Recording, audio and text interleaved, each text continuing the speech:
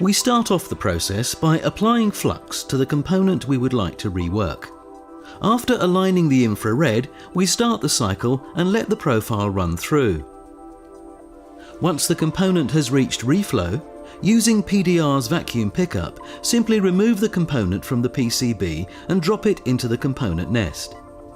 To cool down the PCB, PDR offers a PCB cooling system which blows cold air underneath the PCB to remove any hot air.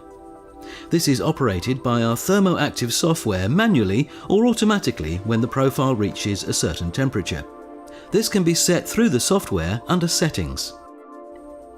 Using the Vision Alignment camera, we make light work of realigning the component to the PCB using our XY micrometers. The pads and balls are visible on the high-definition monitor supplied with a PDR Rework system. We place the component and align the infrared using our adjustable iris. Once the visible light fully covers the component, the infrared is aligned.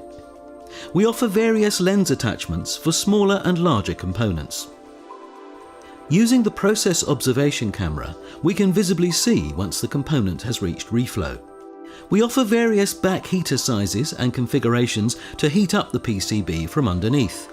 We offer 3 zones, which is simply turned on by a switch located on the back of the system.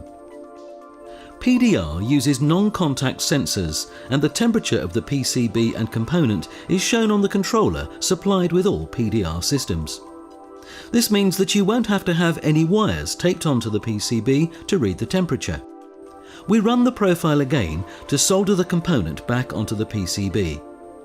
This is all controlled using the thermoactive software, which visibly shows the ramp rate and temperature of the PCB and the component.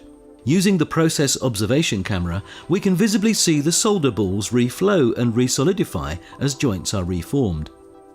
To finish off the process, we simply use the PCB cooling to cool down the board, and the process is complete.